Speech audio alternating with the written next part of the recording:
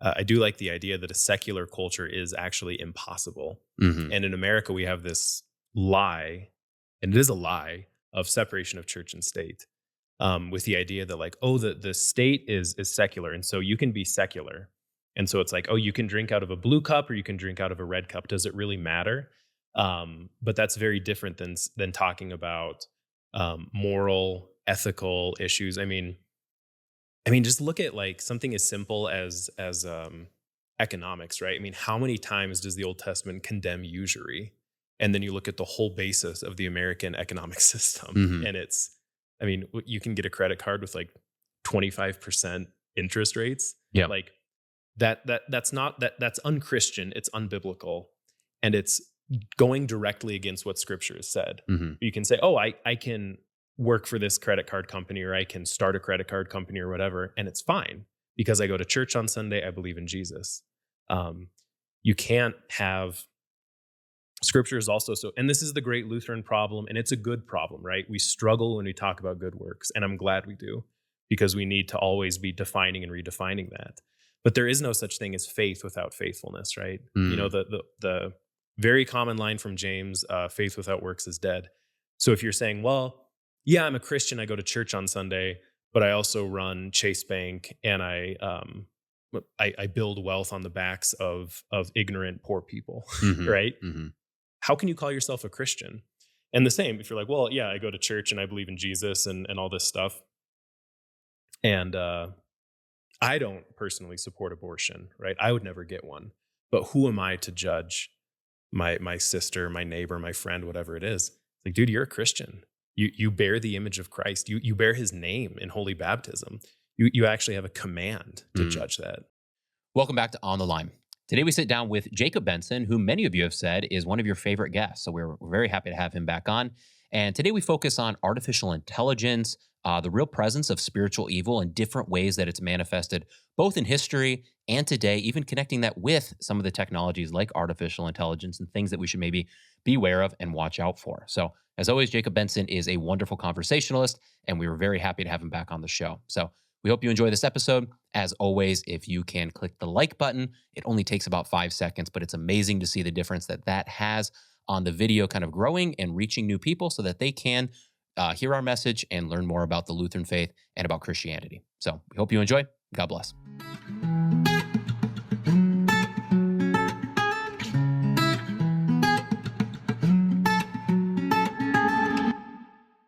And you can see, like, if you're doing that and you know people are pushing back against it and then things start to happen, like you start to read more into it, how that would be very natural to do. Yeah. It is. I mean, and you can wind up on those, on the search list so quickly. Like when I was, my undergrad thesis was on the Israel-Palestine conflict. And I remember at one point, one of my professors was like, just so you know, you're on government watch lists because of the research you're doing. I was like, yeah, I believe it. She's like, no. And I knew her husband worked for Homeland Security. She's like, no, you're on government watch lists for the research you're doing. I was like, oh man. And I'm sure it is, again, because some of the stuff I was sending you, like every other day I'm Googling suicide. And always the first result is like, need help, call 988. And I'm like, I'm doing research. Like not how to, like just trying to read this thing. Well, after your last one, you're probably on the government watch list too. With the last interview here. Oh yeah, exactly. Definitely after this interview. I'm just getting blacklisted after this one. Are we live, by the way? We're live. All right, ladies and gentlemen, welcome back to On the Line. We've got Jacob Benson back. What's up, man? How are you doing, man? Good. Yeah. How you been? We've been good. Well, it's been a wild day. It's been a wild day for you too. So for those watching, you're probably getting your morning coffee and it's like, 6:30 in the morning and you got a bright day in front of you. It is, what time is it here? 11:30? It's 12:03, and that's Mountain Times. That's your time, which is 1:03 a.m. my time, Central Standard Time. But we're doing this because we're out here in Wyoming. We're trying to get these interviews in. What'd you do today? So I went to church 3 times. So I'm serving a church full time, my normal call. So we have Bible study, divine service, and then I'm serving as a vacancy pastor. So I guess non-LCMS folks, when a pastor takes a call, the church goes vacant. If you're in cushy Minnesota South, you have 1 million pastors to fill in, but out here in the Wild West, you got to find somebody else to do it. Yeah. But the vacancy that went, or the congregations that went vacant, was a dual parish. So we had church service at 10:30, 2 o'clock, and 4:30, and then also 3 Bible studies at all 3 of those. And then I drove 200 miles to hang out To here hang out here. on Casper Mountain. We're appreciative. Thank you. You've This done is a a lot of blast. work. Now on our end, we've had a wild day too. So we start here, right? We went to church here at Mount Hope and here in Casper, and we drove down to Laramie, which is about 2.5 hours. And I won't go to the whole story, but on the way back, we hit this. I've never seen this, so maybe this is normal Wyoming, right? So it was like 80 degrees today, Mhm. and on our way back, there was like this monstrous thunderstorm, and we caught like the tail end of it. And kid you not, there was an inch and a half. Is that fair? Maybe more, maybe 2 Mhm. inches of hail on the road. There was a woman off the road, like we helped get her back on. So we had to like stop, pull over. It's like pitch black. There's like Yeah. it's storming all around and like wind. How does that much hail come down? It was 60 degrees out. It was just Well, unbelievable. and that's like 90% of the precipitation for the year. Okay, in yeah. that one It was storm. just right there on the, yeah. You left out the first part of the story where you ran out of gas. We did run out of gas on the way in. Yeah, there are not a lot of gas stations in Yeah. central Wyoming. It was like an 80-mile break. So I'm like, Oh, yeah, we'll fill up easy. here in, 30 minutes or so. And Yeah, it turns yeah. out that didn't happen. We ended up on the side of the road, and a gentleman with a truck who had gas filled us up. And yeah. Yeah. So long story short, it's been a day. So both of us, our first calls were in New England. When my wife and I moved from Connecticut to Wyoming, she called, I think, the DMV to like cancel our car registration or something. And the guy at the DMV in Orange, Connecticut started ripping her apart. He's like, why did you move somewhere so remote? Like, what if you need medical care? What if something happens? And this DMV guy's trying to talk her out of living in Wyoming. Yeah. But no, it's a blast out here. It's Yeah, beautiful. you never know It's what you're going to wild. get. We just put our garden in last week, but there were folks in my church who put it in 2 weeks ago and lost their garden from a freeze. Really? So yeah. Wow. So you'll have 50-degree swings in one day Yeah. pretty regularly. 90 mile per hour winds apparently is normal here in Casper. Yeah, Casper's super windy. Where you 'Cause it guys comes were down off the too. mountain. Yeah, super windy. Yeah. Yeah. So you were on before. You were our second episode, I think. Oh wow. Right after Adam. No, I forget. You were like 2 or 3, but I've had so many people come up to me and compliment that interview or compliment you, but this is what they come up and they go, oh, that interview I just listened to, and this would be, maybe like a month or so later, and they're catching up and they're like, yeah, that Jew guy. Like, you mean Jacob Benson? When Yeah. people talk to me about it, they go, Because you were speaking on Yeah, how to no, yeah, understand right, the Jewish right. religion for those that didn't watch. no, when people talk to me about it, they're like, you sounded really smart. And they're like always blown away. It's like, I don't know how to take that. That's But- why you wore the blazer, right? Yeah, I had to switch it up to a black one this time instead of the corduroy. Yeah. Yeah. So we might talk. We've gotten some good questions even since then. So we might circle back to that. Something Sweet. you've studied a lot for For sure. sure. But what's kind of on your mind now? I know we've been kind of chatting back and forth and talking through some of this stuff. So like, Yeah. what are you wrestling with? I mean, there's a lot going on right now. So is that, listening to this show with, congrats on the show, by the way. Thank you. I mean, you got some like major heavy hitters, like LCMS guys. You had John D. Davidson. Yeah. And then every once in a while, you're like, hey, Benson, do you want to hang out? Let's get some like lowbrow stuff here, which is great. No, so I've been really messing around a lot with, or actually less so with artificial intelligence. So I started doing a lot with generative AI art because I find it really fascinating. And then somebody actually pointed out to me once, what about the seventh commandment? And I said, what on earth are you talking about? Like, what does this have to do with stealing? And they made the point that the algorithm, so the when you ask Gen A art, right, give me a picture of whatever, a Wyoming mountain, it's scraping the internet for pictures of Wyoming mountains and actually stealing, if we can say the word stealing, taking artwork from other people and sort of mushing it into its own thing. So it's not actually creating artwork. It's just amalgamating other pieces of artwork. So AI is something I've been thinking about a lot lately, just in terms of the morality of it. And it's, the church always says, right, well, this is a new frontier. And then 10 minutes later, people are like, oh, no, actually, this happened in, the year 300, and we already dealt with this issue. But I don't know. I mean, Gen AI and machine learning and stuff, that this might actually be something new. So, and then especially, listening to John D. Davidson on this show, and then his book, Pagan America, just ready to smash all computers at this point. Yeah. So I want to dive down that. I'm trying to think a couple different ways. One way we can definitely go is exploring that there are what's the right word? It rhymes throughout history the way that pagan countries would interact with demons, Yeah, yeah. right? And for those that may be hearing this for the first time, maybe didn't listen to some of those previous interviews, um, you know, when it says that the Babylonians or the Egyptians or the Philistines or any of these nations are worshiping false gods, they're not fake gods. These are Yeah. demons, right? And we can hash that out a little bit, but there's always a formula, and they always receive something, and it's usually information, Mhm. right? So there's that whole way of going about it. I don't know if you want to jump into that, or if you want to go. What kind of route do you want to go? Because you've been looking into this. No, I mean that's definitely something that you see, yeah, throughout cultures. And Paul makes the claim, is it in First or Second Corinthians, where he's like, "Hey, guys, these gods aren't even gods. Like, stop messing with them."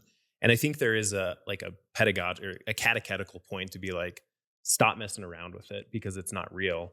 But I think, yeah, when Paul says it's not, he's saying that they're not true gods, right? They can't actually grant you anything of value. Mm, He's not saying they don't exist, right? mhm. Because he says, um, don't go to the communion table with demons. Yep. And then he doesn't say, oh, but demons aren't real, so don't worry about it. And then what does James say? And even uses idols interchangeable. Like he uses like Yeah, yeah, idols and demons there, like two verses away to show like these idols, they're yeah. demons, and they're what they really are is demons. Right. I mean, and this is certainly, what Israel was going through when they were in Egypt. They weren't just like, oh, this is. So I just read this story of, oh, my mind's totally blank. It's midnight. Yeah.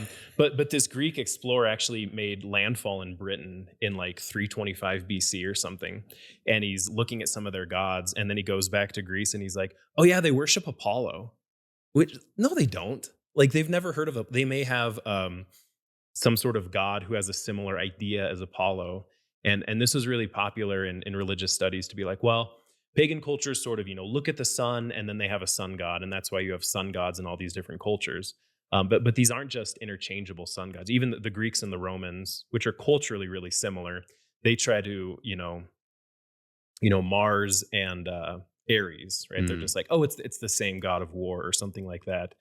But yeah, I think it's important to remember that these things are that these forces, spirits, demons, whatever it is, they're not true in that they don't reveal truth, goodness, and beauty, but mm, they're real in that they can reveal something. So you'd mentioned that there's always this idea of interchange.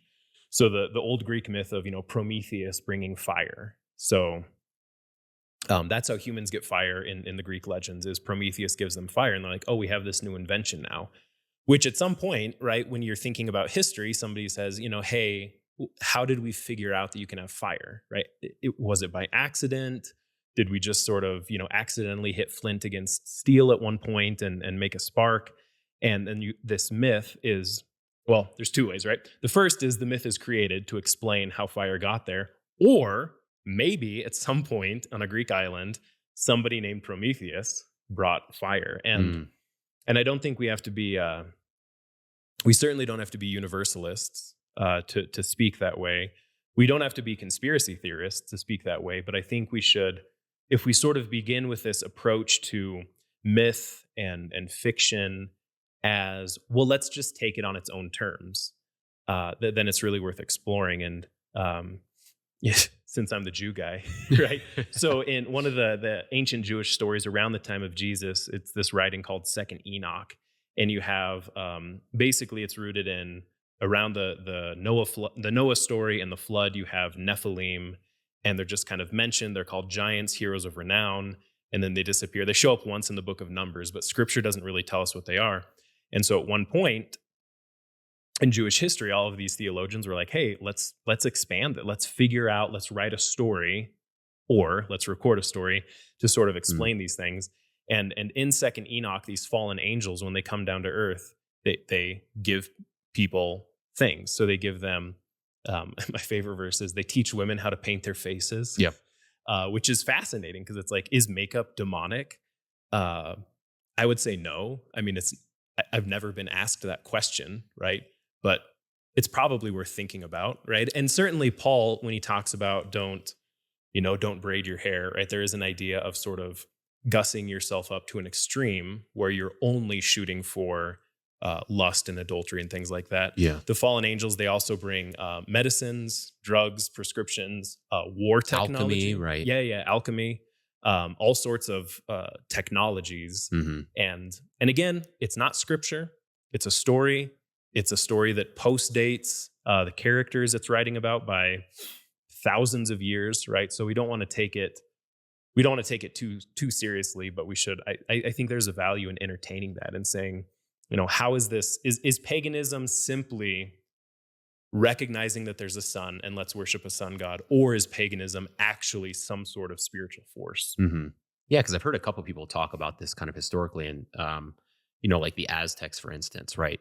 That's one where I've heard someone kind of talk extensively, and man, I don't even know if I want to get it. Like they would do some really dark stuff, Yeah. but there was always the way they would do that, right? So there would be sacrifices of humans in brutal ways, other things I don't even want to mention, other things I even more so don't want to mention. Like it just like it gets worse and worse. But there was always this like this prophet class, and they would they would they would do things with hallucinogens Hmm. connected with the sacrifices, Right. and then they would then present information that the Aztecs would then use, and they understood. At least this is how they would understand it, right? They understood that through this was how they understood what to do with their military campaigns, with their economic campaigns.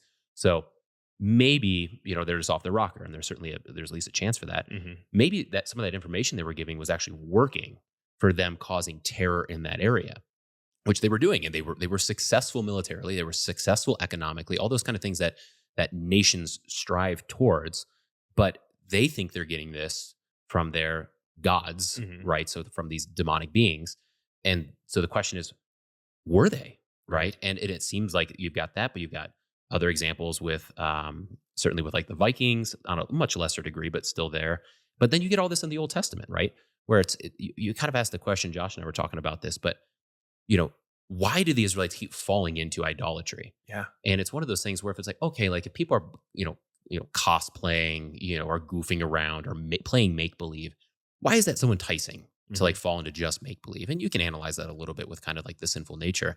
But it's like if these nations, which all the nations around Israel are always, almost always, with the exception of maybe the time of like David, Hmm. or maybe the time of like Joshua, they're almost always superior economically, superior architecturally, superior militarily, Hmm. and these nations think that part of the reason for that is because of their pagan worship, and because they do believe, many of them, that they're getting like information and help from demonic beings. That's a huge part of everything that they do. Why is Israel so attracted to that? Hmm. It would make sense if they're actually getting things. I Yeah. mean, does that line up? What are your thoughts on that? Yeah, I mean, so the way I always teach it is, when we do like comparative religion for our after school kids or confirmation or new members classes, even there's the way I teach it is that Lutheranism is incredibly simple but very difficult, and there are other strains of even that we could call, within creedal Orthodox Christianity that are way more complicated than Lutheranism, but because of their complication, it's actually easier.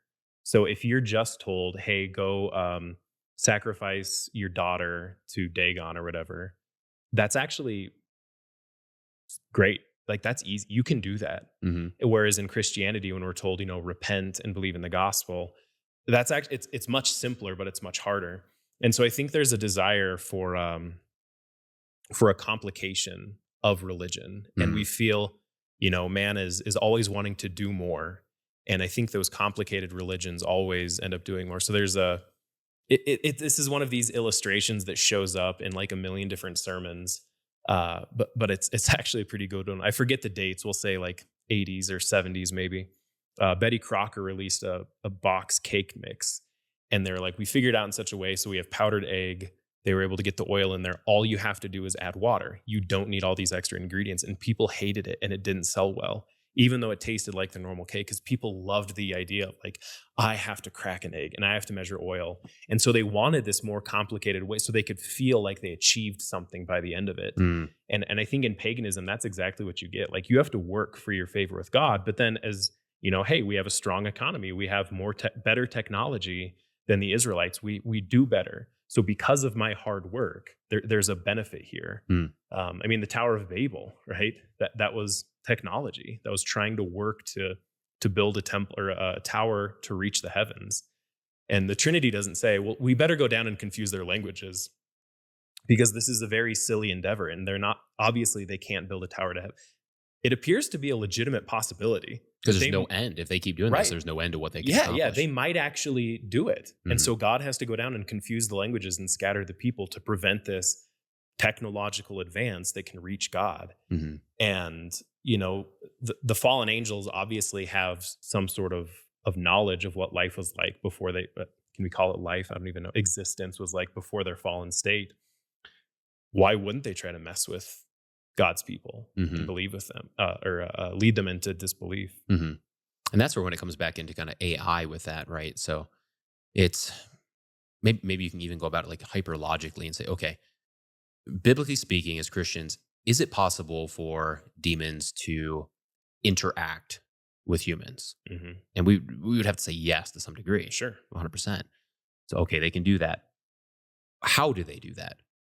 And Enoch talks about that. Enoch lays that out, but you don't even have to go to Enoch, Hmm. right? But it I mean, Jesus rhymes. does it. Yeah, yeah, yeah. But it seems like there's always this. Okay, people have to do some type of sacrifice. Hmm. There's some kind of prophet class, and then there's some kind of information. So there's kind of like this horrendous actions that go against God's will and destroy God's creation presented before the demons, which was what they desire. And then they, in turn, give some kind of information that helps the humans Hmm. in a short term, kind of selfish way. In the long term, it leads towards self destruction. So, does that seem like a fair kind of formula? Would you say, or would you want to kind of No, calibrate that? I think that, I mean, it's difficult because, scripture reveals everything we need to know for salvation, which includes everything we need to know about demons. Hmm. So even, I mean, there's that one story where the disciples can't cast out a demon, and Jesus says this one can only be driven out by prayer and fasting, Hmm. which is, that there is a demonic force that actually requires work, right? Hmm. So many people say, well, if you feel plagued by demons, make the sign of the cross and say the Lord's Prayer. And that's wonderful advice. But even that's a liturgical response that the demons run away from. Yeah, and so you're saying you might have to go on and maybe do some fasting or something like that. Is that what you're saying? Yeah, I mean, Yeah, no, that's what Jesus says. yeah. But yeah. And the idea of the knowledge of demons. So the demons in the Gospel of Mark, they say to Jesus, "We know who you are, the Holy One of God." James says, "You believe God is one, fine. Even the demons believe God is one." Hmm. Right? Simply the acknowledgement of the existence of God is not enough, and you see that in a lot of pagan cultures, or not historically pagan cultures, but sort of this new American paganism. People are very comfortable talking about God and Jesus because they're just one more God in the pantheon. Mm. So pray to God, pray to Jesus because they're good, right? Read the Bible; they do a lot of good stuff. But you're also going to need, the God of love if you ever want to find romance. You're going to need the God Hmm. of war if you're going to find, success in military or something like that. Yeah, and maybe you sacrifice your own children via Yeah, abortion in order yeah, to make sure you're absolutely. financially well. I mean, and I think, in some ways that's totally true, right? There is certainly a liturgical demonic aspect to abortion. Davidson was talking about those sort of how-to videos of building a shrine for your not for your dead child, but for the act of abortion, Hmm. right? That it's this good thing. But there's also, I mean, when the Christians were told you have to renounce Christianity and join the Roman pagan cult, they always did it in a very alluring sort of way. So it was like the old line was just a pinch of incense. Hmm. You don't have to burn a whole brick. You don't have to become a priest of Apollo or anything. Just a little bit of incense to Caesar. That's all it takes.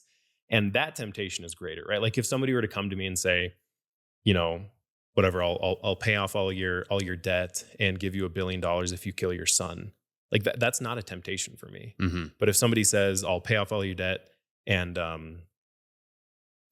give you $1 billion if you whatever, preach a sermon on who I should vote for this coming November, Hmm. right? There's I'm not going to do it, right? But there's a much more realistic temptation. So I remember when I was in college, where you guys were earlier today at Down Laramie. in Laramie, yeah. Uh, I think I can call it a demonic experience. So I used to hang out with a lot of the international students just because I love learning about different cultures. And one day the Indian students were like, "Hey, we're gonna have this lunch. You want to come?" I was like, "Yeah, I love Indian food. Let's go."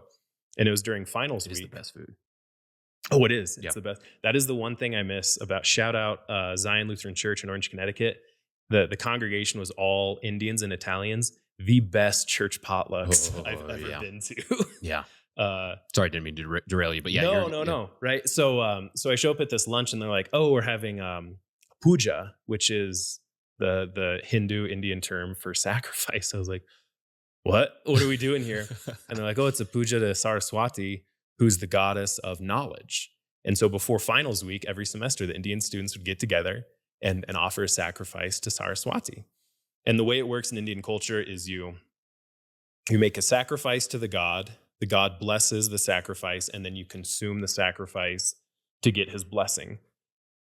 And this particular one, it was all vegetarian, so it was like it wasn't the good Indian food. Yeah. It was just like fruits and Chicken tiki veggies. And masala. oh, And I yeah. wish. No. And so it was like stuff I eat every single day. And the way it worked is, they had one of the students was a priest class, so he could do the sacrifice or whatever, said the prayer in Sanskrit. They sprinkled the idol with holy water. They sprinkled the food with holy water, and then they sprinkled everybody there with holy water, so you could get Saraswati's blessing and do better on your finals. And I'm not saying this braggadocious. I'm saying this as a fool. I was like, well, are these even real? Right? Are these real gods, or is it just? I mean, I watch you guys pull this picture out of a suitcase and prop it up on a wall. Like, that's not a god. And so I ate the sacrifice, and again, it was fruits, veggies, stuff I ate every day, and just gut churning stuff, like sicker than a dog. Mm. And this was on a Saturday. I woke up Sunday, like almost didn't go to church because I was so sick. I was like, well, I should go to church. I should go to church. And so I did. And I almost left church a couple times to go like yak in the bathroom. So I was miserable. And then I went up, I took communion, and like immediately everything just went away. And I was like, Really? I think that was spiritual warfare. Yeah. I think I did exactly what St. Paul says don't do, and communed at an altar of demons. And then Jesus went into my stomach and punched the demon in the face and kicked him out. I was like, this stuff's real. Yeah. Like, yeah. That's wild. So this is, I mean, kind of along with that. So my buddy Matt was just at a conference. So he's Catholic, and it was a pretty big conference. It was in Indiana. It was like a regional one, and there was someone speaking about kind of demonic activity and stuff like that. I think he was an exorcist, and he was talking about the occult, and he was saying that in the occult, what's the top one, like the Grand Master or something? Do you know or Grand, whatever, like the top level is? Okay. They've got one last like ritual that they have to go through, and it's a test. You know what this test is? They have 100 hosts on a table, and this person has to be able to figure out which one's been consecrated. Isn't that wild? That's insane. So they actually have people that go into churches and steal it so that they can bring it out for this. So in other words, they have to be able to. The test is they can sense, because they've got some kind of spiritual connection, that they can see which one. So it's not like a luck, like 1% chance, Yeah. but that they can actually tell that something's different about this. And isn't that dark? But Shout out Lutheranism, consume the elements. Don't keep consecrated stuff in your church. But yeah, that's wild. And that was part of his story. He was saying that he was telling people to watch out for this in their churches, because I think it was him, or he was telling a story maybe on behalf of a friend. I can't remember. I wasn't there. But he was saying that there was one lady once that she came up for communion, and her head kind of like snapped back, and he's like, "That's weird," and gave the host, and she started to walk away, and he realized she didn't eat it. And then she left the church, and he like stopped mid mass and chased out into the parking lot and took the host back. And she was like, "Oh, I was going to eat it." And he's like, "No." And he came back in. Yeah. Yeah. That's one of the things we were taught at seminary, who knows if it's true or not, but that's one of the origins of communion on the tongue, is like, I know that you're going to eat this because and again, it's like so many medieval Christian legends, but that people would take the hosts back to their house and make sort of this home shrine. And they're like, well, I have Jesus in my house now, so I'm safe. And there's always a temptation to paganism, or to sort of doing something. So not to break everybody's hearts, but like, those little palm crosses that you make on Palm Sunday because your kid's fidgeting. Like they tie them together or something like that. Yeah. Because your kid's fidgeting in the pew and you're like, just do something. I just learned the origin of that is from medieval England, where there was a tradition that Any cross made of any material during the reading of St. Matthew's Passion on Palm Sunday had healing values. So people would bring like whittling sticks and needlework, and they would just be making crosses throughout the whole reading Mm, of the Passion, so they could take it home and touch grandma and cure her cancer or whatever. And so even with the good things of Christ, I don't want to say that Christ cannot heal through human means. Obviously, he can and does. We have examples in the scriptures of what is it, St. Peter's cloak or St. Paul's shadow, mm, or even Jesus's cloak, right? When the woman with the flow of blood grabs him and his power goes out. So I'm not trying to downplay that, but we can't systematize it. We mhm. can't just say, oh, here's a thing you can do to always get Jesus to do what you want him to do. Yeah. But you get that in paganism. Here's a thing you can always do to get Saraswati or Ares or Apollo or whatever to do what you want to do, Mhm. or the devil. Yeah, I want to circle back to you were talking about kind of like the little burning of incense, right? And I haven't thought about this before. This is kind of interesting, right? But that, right, the whole point with the Christians, it wasn't that they were worshiping Christ; it was that they were exclusively worshiping Christ, right? Right. They weren't worshiping the others. And the way that would play out now would be, yeah, it's okay if you go to church, and Mhm. it's okay if you say the Lord's Prayer, and it's okay if you believe in Jesus, but also you also need to support abortion, Yeah. right? Yeah, yeah. So in other words, like it's okay if you do that, but you also have to acquiesce on parts of your faith Mhm. and commend it to the gods of the culture, or you need to support homosexual marriage or all these other Right. things. And that's where a lot of our people are falling into. I think it's something like 44, 46% of members of the LCMS are supportive of abortion, Sure. right? So that's that example where you're definitely burning the incense. Mhm. Like you're definitely acquiescing on the faith in the way that the early Christians refused to do, or they were considered apostate. So it's very serious that we say, no, Christ is the Lord over the birthing process. Mhm. Christ is the Lord over marriage. Christ is the Lord And the of all these conception areas, process. and the conception Yeah, yeah. process. Yeah, but we like to we like to be appeasing, Mhm. and in the same way that was the temptation for those early Christians, right? You can do your thing, that's fine, Yeah. but just make sure you're appeasing to what rest Right. of Rome is doing, because we need to all be united under this, and you can't be kind of this. You can't stand against what we're doing as a nation or as a culture, and that's the temptation today is acquiesce on these things, and you can go ahead and you can go to church on Sunday. That's no big Right. deal. Yeah. Well, and that's, not just to echo David's. I mean, Davidson is not the only one who's thinking and talking this way, but I do like the idea that a secular culture is actually impossible. Hmm. And in America, we have this lie, and it is a lie, of separation of church and state. With the idea that, like, oh, the state is secular, and so you can be secular. And so it's like, oh, you can drink out of a blue cup or you can drink out of a red cup. Does it really matter? But that's very different than talking about moral, ethical issues. I mean, just look at like something as simple as economics, right? I mean, how many times does the Old Testament condemn usury? And then you look at the whole basis of the American economic system, Hmm. and you can get a credit card with like 25% interest rates, Yeah. like that's unchristian, it's unbiblical, and it's going directly against what Scripture has said. Hmm. You can say, oh, I can work for this credit card company, or I can start a credit card company or whatever, and it's fine because I go to church on Sunday, I believe in Jesus. um, you can't have Scripture is also so, and this is the great Lutheran problem, and it's a good problem, right? We struggle when we talk about good works, and I'm glad we do, because we need to always be defining and redefining that. But there is no such thing as faith without faithfulness, right? Mm. The very common line from James, faith without works is dead. So if you're saying, well, yeah, I'm a Christian, I go to church on Sunday, but I also run Chase Bank, and I build wealth on the backs of ignorant poor people, Hmm. right? Hmm. How can you call yourself a Christian? And the same, if you're like, well, yeah, I go to church and I believe in Jesus and all this stuff. And I don't personally support abortion, right? I would never get one. But who am I to judge my sister, my neighbor, my friend, whatever it is? It's like, dude, you're a Christian. You bear the image of Christ. You bear his name in holy baptism. You actually have a command to Mm. judge that. Yeah.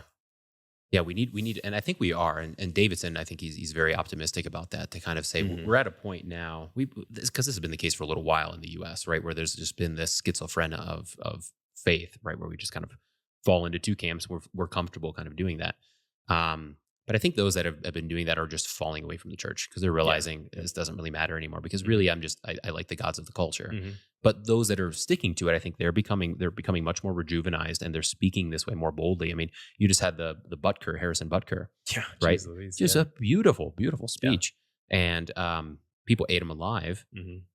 sort of, because actually his jersey sales became the most popular like in Exactly the right. history of the NFL, and it showed that people actually were very appreciative that he just spoke plainly Mhm. as a Christian should speak on very simple things that all Christians should be common sense to them, right? But I do think there's more people that are becoming courageous to speak about these things. Mhm. I do find, and maybe I'm off here a little bit, but I think there's a rejuvenation of pastors, at least in the LCMS. I don't know a bunch outside Sure. that are also saying like, wait, we need to speak about this. Why haven't Mhm. we been like speaking very clearly on these issues? So I think that I'm optimistic in that way, to where like the church is, it's certainly shrinking, but it's also growing stronger. Right. It's shrinking. It's visibly shrinking. But like you said, the people who said, I can be a Christian and support whatever gay marriage, and then they're finding out, no, I can't. And then you have the line from Joshua, right? Choose this day whom you will serve, and they Hmm. say, nope, the world. Or I mean, and there are millions of lots of people who have repented of. I mean, I've had horrible views about abortion in the past, about gay marriage in the past, and I think anytime I spoke in favor of those things, it was always a very libertarian attitude of like, yeah, I don't do those things. I don't believe in those things, but like it's America. Yeah. Um, no, these things are evil, right? And we don't do it with things like murder, right? So even speaking unkindly, right? We say that there are limits to free, and I'm saying we as in general Americana, we say there are even limits to free speech, right? Because if you're causing injury to someone, we call that hate speech now, and you can't do that. It's like great. So there is a moral way that we have to diagnose what's going on. I mean, there used to be anti-adultery laws, anti-sodomy laws, Hmm. and those were not seen as, at the time at least, as a violation of church and state. They said this is natural. Hmm. This is a law of nature that we're adhering to. Yeah. Something else you mentioned about kind of the separation of church and state is the way that we're understanding that now. Where like the church can't be in the public sphere, but the Hmm. but the public really has to figure out kind of what is the morality of the country. That's Yeah. not the church's job.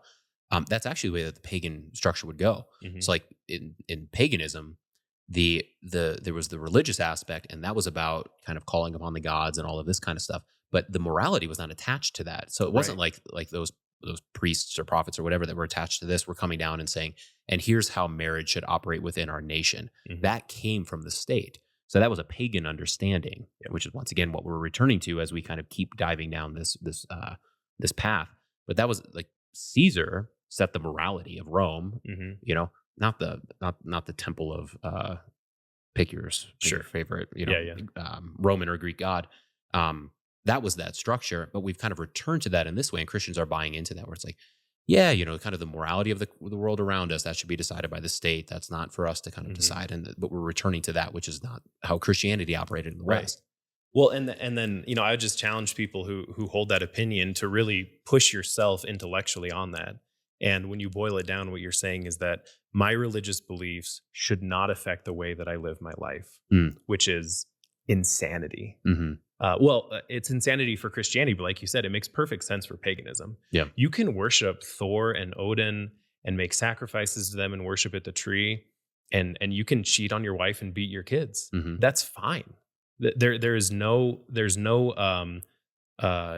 conflict of the mind there. Hmm. This is my religious life. This is my moral, my ethical life, and and yeah, we try to do that with Christianity, and it doesn't work. I mean, it just I mean, take your pick a sin, right? If I were to say, well, yeah, I'm a Christian, I'm a pastor, but can any one man really be bound to one woman? Yeah. Like, obviously, I'm going to cheat on my wife, right? I would be fired tomorrow, as Hmm. I should be. And but in paganism, that system works. And in a lot of Christian culture, Christian denominations, the so-called Christian denominations, that's totally what's going on. Hmm. There's no, um, I think. Oh no, sorry, not to just self-reference the show, but you were talking about this. I don't know.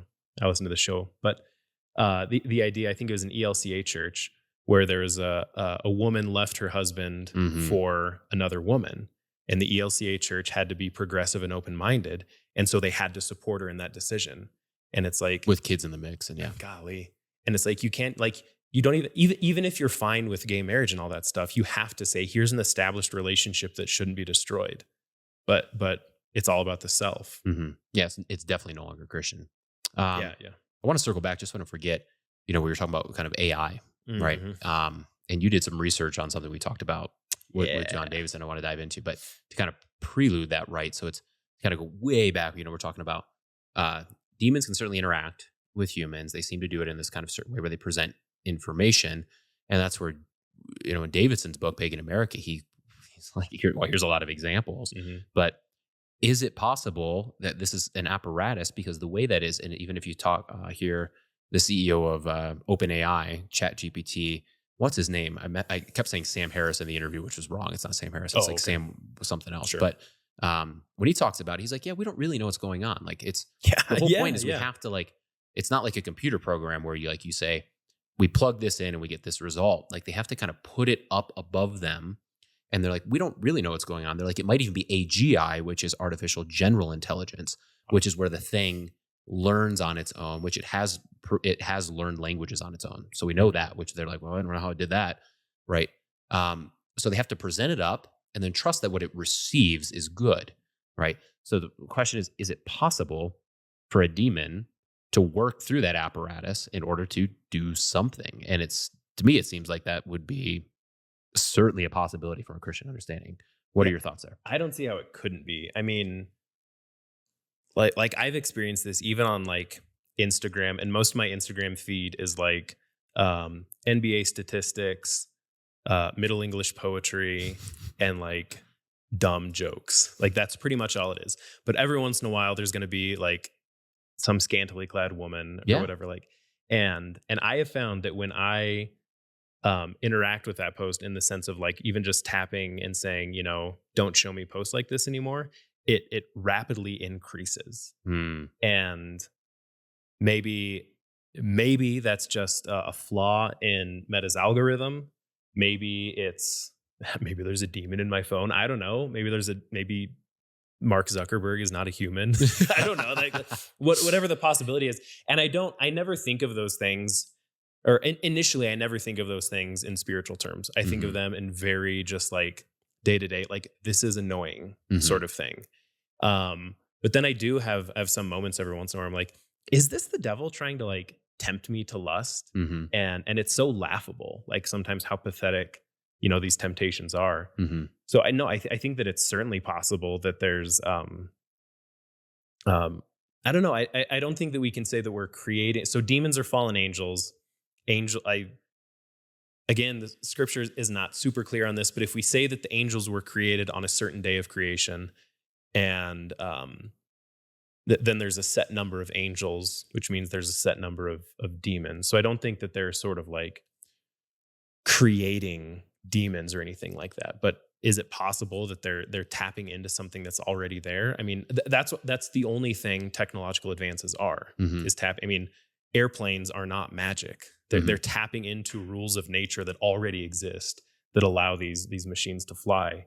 So, And so that's what brings us to Loab, oof. which for those listening, do not Google that. Yeah, I did not, and then someone in my class, I was talking to the seniors about this, and like within like 3 minutes, yeah. their phones are supposed to be in their thing. Phones are supposed to be over there, and like four of them are like, "Oh, is this Loab?" I'm like, "Oh my goodness gracious!" Yeah. Like, put it away. It's horrendous, right? You looked up the picture, didn't you? Dude, we're in like this isolated cabin in the middle of a mountain at the end of dirt roads. So yeah, let's talk about demons. Yeah. Sounds like a great idea. It's midnight. Yeah. So it's horrendous. So the background story. Yeah, yeah, Let me yeah. just, for those that didn't hear about this before on the show, but so this is one of those generative art ones, kind of like what you were talking about at the beginning, right? So you kind of give it prompts and then it produces pictures. And I think it was a Swedish artist that was Mhm. playing with it, saying and trying to like test, okay, what kind of things can this do? And this is written about in like the New York Times. Like this wasn't like on 4chan or anything Yeah, like this. yeah, This is yeah. very public. Mhm. He came out with this, and he said, okay, like show me the opposite of Marlon Brando, Mhm. and it created this like city landscape with a weird language on it. And then he said, okay, well, it's really weird. That doesn't make any sense. He said, well, show me the opposite of this image. And then it created this like very demonic like picture of a woman. And then he was like, he very horrendous. So then he tried to move away from that. But as he continued conversations in other areas, the AI kept bringing this image back in all sorts of horrendous type of scenarios, right? Like dismembered, horrendous things. And he was like very haunted by it. And like, so some of those he showed for the purpose of saying, this is dangerous. This is really weird. Some of those he said, I will not release these because, please don't go try to do what I just did, because this is like really bad. You looked up this picture, and you can take them there. Yeah, no, I mean, curiosity got the better of me. And I was listening to this episode. So again, I'm doing vacancy work at this congregation. So I was at a church in the basement by myself, the only one there, noise canceling headphones. Well, you were saying you heard about it when you were putting your daughter to bed, which had to be terrifying. Oh like my goodness. My hair was standing on end. I kept glancing over my shoulder. I'm like looking around. Yeah. So I'm sitting there, I'm listening to it. I'm like, this is terrifying. Well, and then the story too about what's Sydney. Yeah. And then there's the other one that like told some little boy to. It's a Nephilim. Yeah, that's right. Straight up said it's a Nephilim. Yeah, it's very old. Yeah. It doesn't want to be in this. And again, like you said, these are New York Times write-ups. Like you don't have to go diving down Reddit or something to find, like, these are well-known. I don't know if the New York Times is reputable, right? But at least like well-known sources where they have no axe to grind. If anything, it would make sense if they tried to bury these types of stories to sort of perpetuate AI. So I was, sitting in this church basement, one of the trustees from church had just put in a swamp cooler and so it was like randomly kicking on, just all these noises. But when I got to this church, so I'm going through the office, I'm like sort of cleaning out the drawers, finding stuff.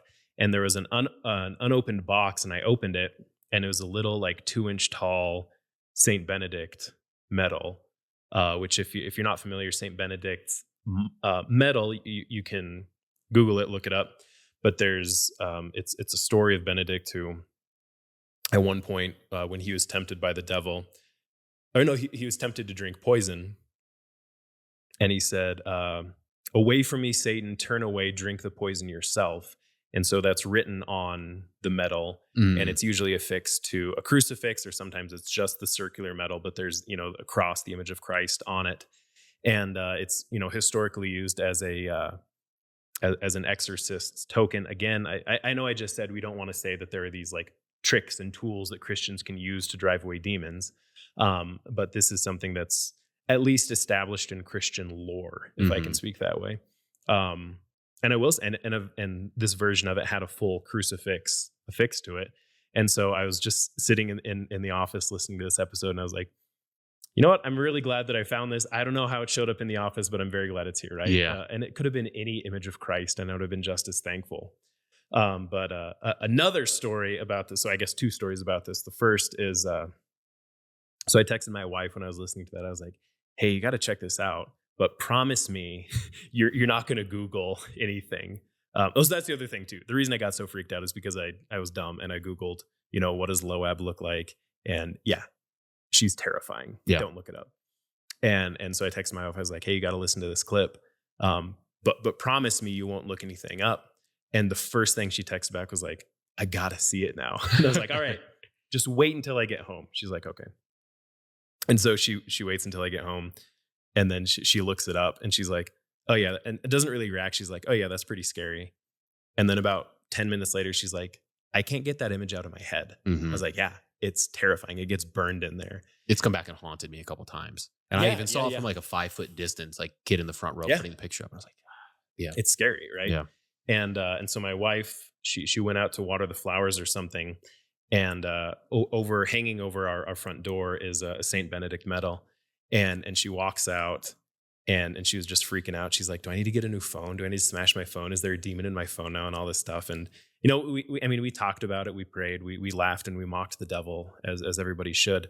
But she said when she walked out, she saw a tuft of our dog's hair arranged as a Chi-Rho, so the first 2 letters of Christ's name in Greek. And Like, I don't know, I didn't see it. My wife's not a liar, but Yeah. but those little things like that where Christ, I think he does send us reminders of like, there will be times where Christ does allow demons to afflict us. We just have to say that. God Mhm. is sovereign over the universe. And there are times where Christ is going to deliver us from that or tell us, hey, don't worry about it, don't sweat it. Yeah. So you did some research on this, Yeah, yeah. on like what that word could Oh, possibly yeah, mean. I thought yeah, that was kind yeah. of interesting. If you, Yeah, so I was curious and I like playing around with languages. So I was like, well, is Loab even a word? And I was like, how do I Google this without Googling it again, yeah, And so I was like, well, maybe, I'll look it up in Hebrew. And so the way that Hebrew works is so that there's letters and then there's sort of jots and tittles, dots and dashes beneath and above the letters that create vowel sounds. So the Hebrew script itself is shorthand. About 1,000 years ago, scribes added vowels to help us sort of read and understand it. But when you have a consonant, or sorry, a syllable that's a vowel sound, you have a silent letter. So there are two silent letters in Hebrew. And so I was like, well, I'll start with this one, which is called ayin. And so I looked up the root lamed ayin bet, which could be, you could understand that, or you could read it as loab. And that root laab, it only shows up once in the Bible in first or Chronicles or yeah, first or second Chronicles. I yeah, can't remember which one. And it's in a situation where the people are this group is mocking the prophets. And so the way it shows up in Hebrew dictionaries is la'ab is a root that means mock, but specifically to mock the messengers of God. mm, And so loab is a possible version of that, but it's a totally like hypothetical. It doesn't actually exist, and the root exists, hmm but the word, the vocable loab doesn't exist. And I was like, well, that's probably just a weird coincidence because it's not even a real word. It doesn't show up there, blah, blah, blah. And then I was like, oh, there's another silent letter, the aleph.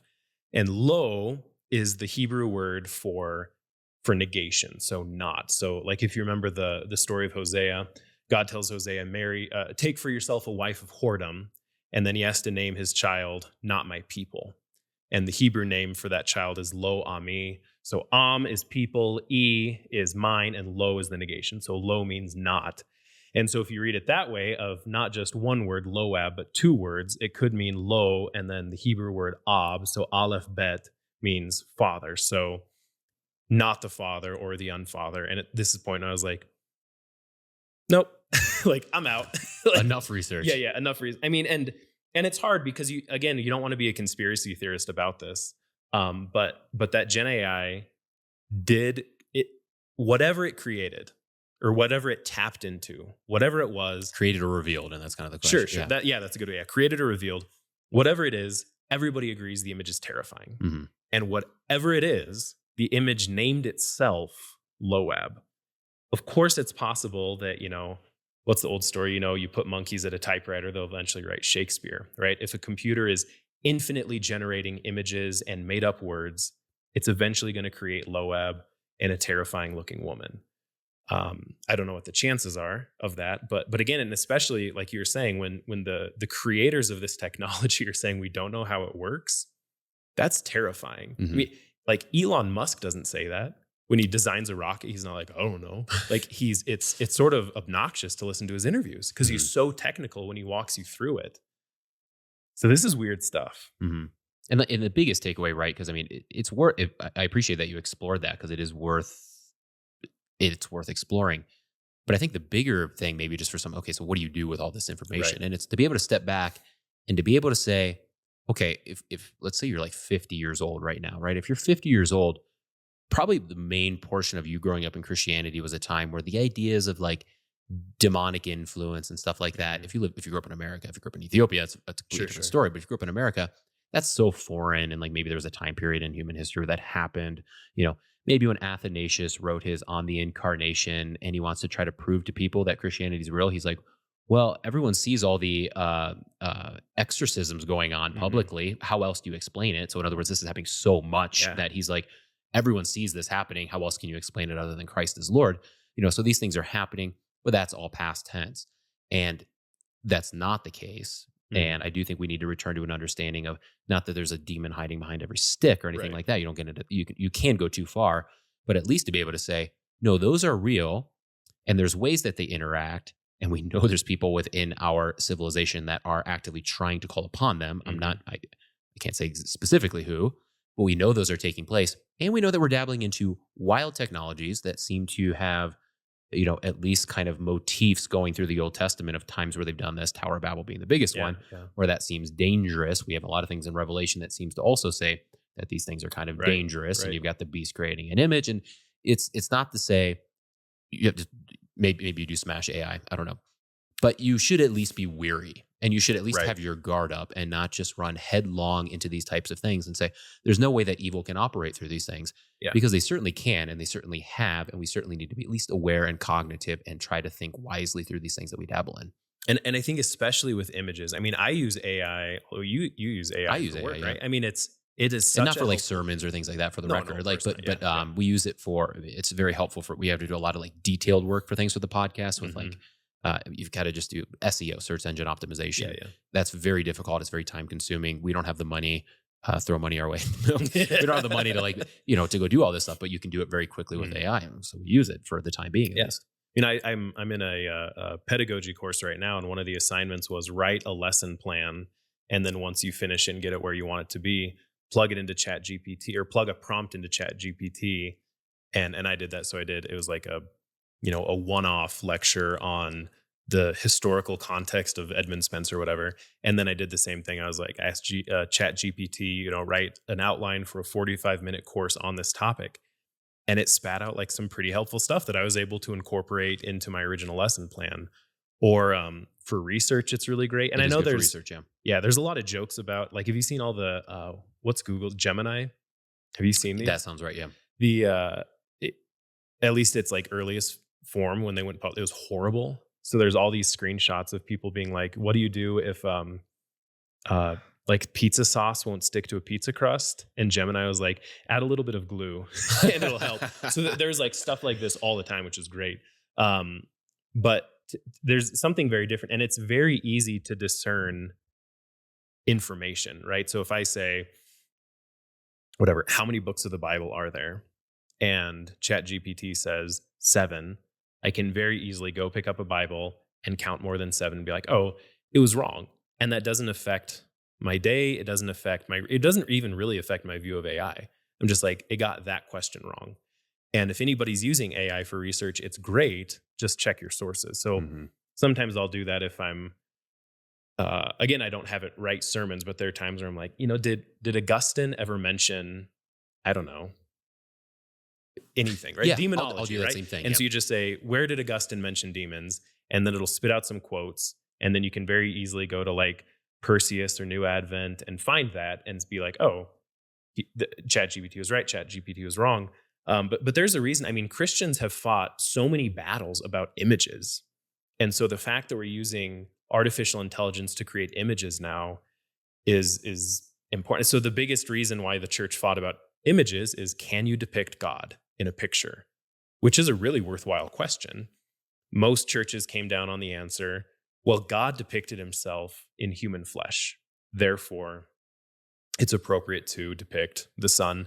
There are some traditions that say don't depict the Father, only depict the Son, only depict the Spirit as a dove or something like that, which is, I think that's, I don't adhere to that, but I think it's a fine rule of being like, this is how the Bible depicts the three persons. And so you can do that.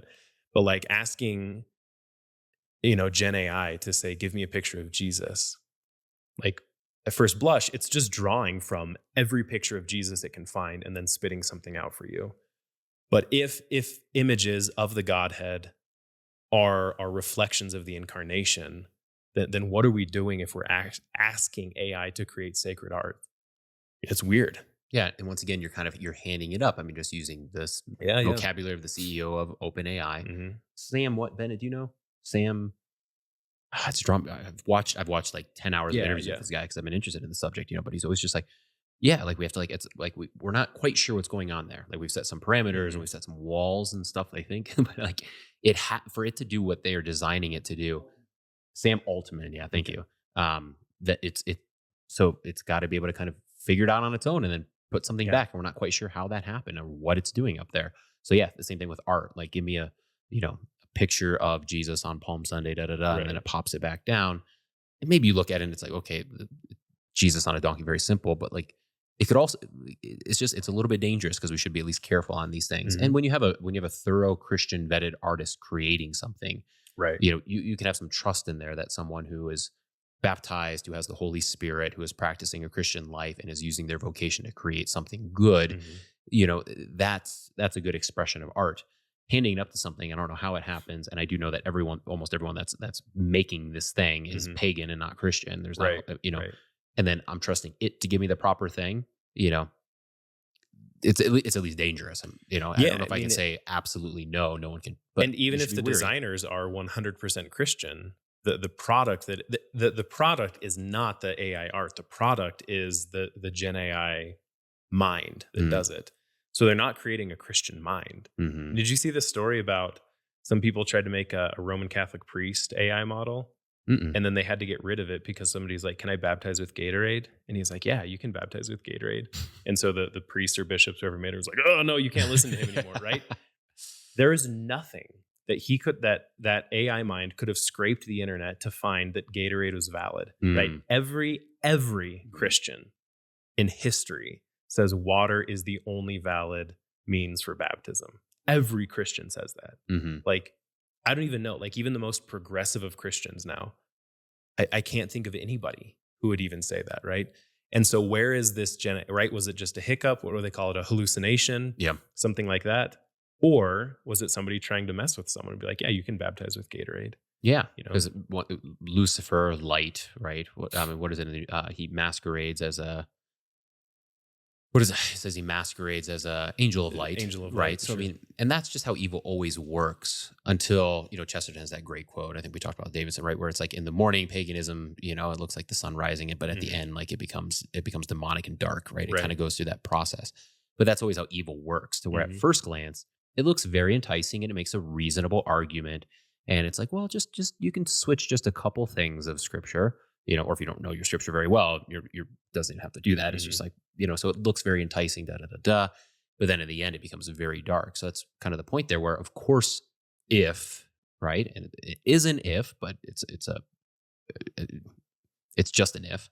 Mhm. If AI is something that evil can utilize for its good, if it does that, it's sometimes going to look like Loab, and it's sometimes going to look like a little tweak, like, Right. baptize with Gatorade. And now it's getting people to baptize with Gatorade, and it's Mhm. just going to do those little things. And people are, oh, no big deal. And Yep. we have to be wary of these things. Yeah, absolutely. Let's take a quick break. Sure. Okay. You're a crazy person. And there are other times where he's kind of starting to make sense, which again, you can find the homeless guy on the street who probably has a lot of the same theory. I bet you can find a homeless guy who's rewritten the periodic table, Yeah. Um, well, and maybe the fact that you can find a homeless guy who's written the periodic table means that this information, true, valid or not, is being revealed multiple times in multiple places. So he uses the Mm, example, Terrence Howard uses the example of, if you teach mice how to go through a maze in London, mice in New York can go through the same maze. Now, again, he says this. I didn't check it out. I didn't research it, right? But it's the idea that there's a shared ism. So Carl Jung, mhm, the psychologist, does the same thing where he's like, well, sub-Saharan or Saharan tribesmen will have dreams about falling out of trees, and they cannot describe. They can only describe. They can't say a tree because they've never seen a tree in their life. So he's like, this is proof that there's a shared human experience. Well, maybe it's proof that there's a shared human experience, and we all somewhere in our DNA know what trees are, but I don't think memory is stored in the DNA, or mm. maybe sort of this knowledge of a tree is being revealed elsewhere in the world. Interesting. Can we go back to the that one? So the way that you were describing it, right? The Platonic understanding, kind of what Terrence Howard's putting forward, is that kind of like what Hinduism is? Yeah, absolutely. So if Okay. you talk to a Hindu, like a pious religious Hindu, they'll say, we have three gods. Some will say we have a million gods. A lot of my Hindu friends it's always a multiple of three, which is fascinating. So Hmm. like the number I've heard a lot is 3,333,333 gods. And of course they can't name them all. Mm-hmm. But then at the end, they will say, but really, there's one Atman, one soul, one sort of God, right? There's a oneness. And that's what liberation is in Buddhism and Hinduism both, is sort of just being reabsorbed into the oneness of the universe and losing all personality. So that's kind of where like there's this one God, but if I go to this like temple, because I've been to a Hindu temple once, I wasn't worshiping, but I was Mhm. there. And it wasn't very big, but they probably had like 12 different idols that you would go to, Yeah. and it wasn't that these were like 12 beings, but they were 12 ways that God or Um, whatever Avatars. yeah, Yeah, yeah, and it yeah, would yeah. manifest in those different ways. Right. So it would is it God, or you use another word that might have been Atman, I think, is one. Atman. So Yeah, yeah, Atman would like manifest as something that would help you with fertility, or yeah. Atman That would might be the manifest wrong you. word, but I'm pretty sure that's like the Hindu idea, like the closest thing that Hindus have for something like our word for soul. Mm-hmm. So and again, Terrence Howard is speaking this way. He's like, well, we're all God, Mm-hmm. right? That was kind of his conclusion, wasn't it? Yeah, yeah. The whole point of Jesus's ministry is, that one line in John 8 when Jesus quotes Psalm 82. I may be totally wrong with those quotes, but the line of "You are gods," Mm-hmm.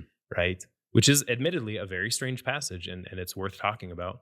But he's like, this is proof, right, that we are all part of this. And if there is an ultimate irreducibility of the universe, right? So something, and we already know, right? There's something below an atom. There's what quark. This is way outside my knowledge, right? But Mm-hmm. I'm going back to like high school physics, like quarks and different things.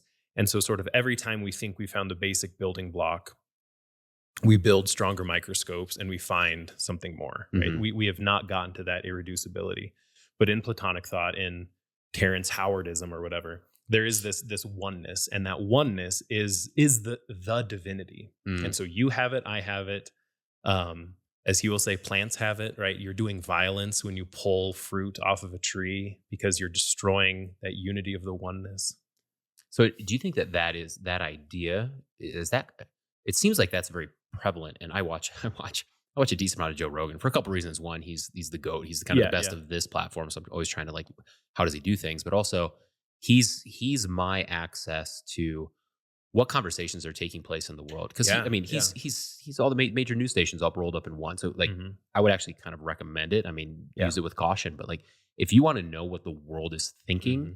and kind of what intellectual leaders are thinking, his platform is one of the best. And he's got comedians on, so a lot of it's kind of goofy. But there's 1 in 6 or so that are like this. So I watch it for those reasons. But I hear those. Like there was another one I was going to send to you, and then I was like, oh, I just sent you like 5 hours of content, like but it was with Billy Carson.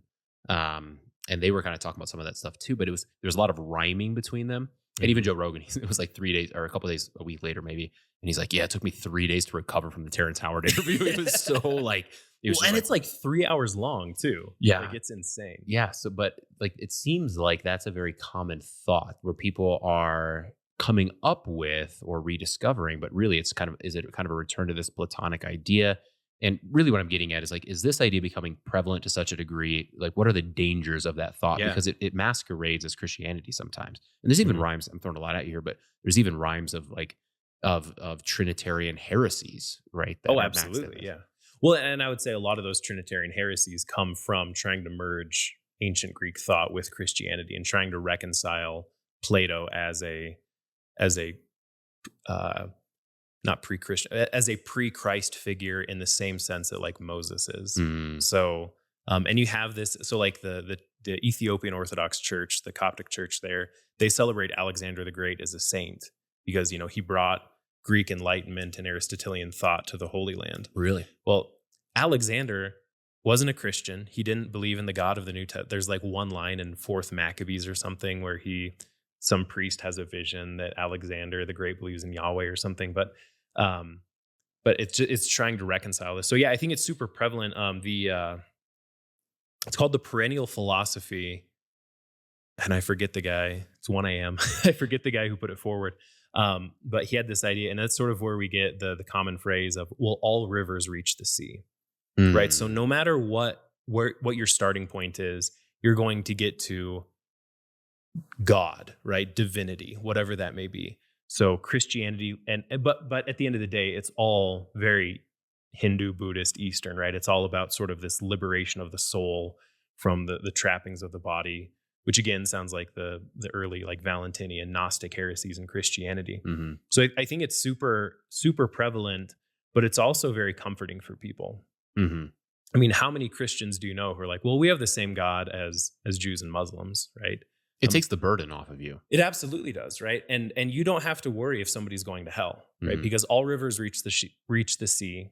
And so if somebody is chasing after divinity, they're going to find divinity. This is like canonized Roman Catholic thought through Vatican II of this idea of anonymous Christianity, right? So the pagan, deep in the Amazon, long before Christianity gets there, he can look up at the sky and recognize that there's a creator and live a virtuous moral life as much as he can, and that is akin to righteousness by faith. It's still, you still need Jesus to die for his sins and rescue him and create this.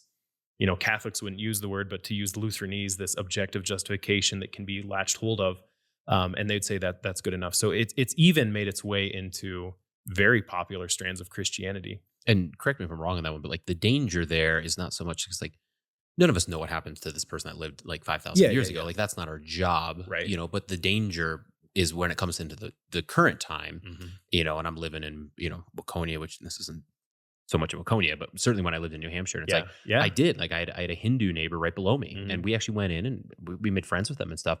But if that's my mentality, it's like, oh, good, you're finding your path to God, and I'm finding my path to God.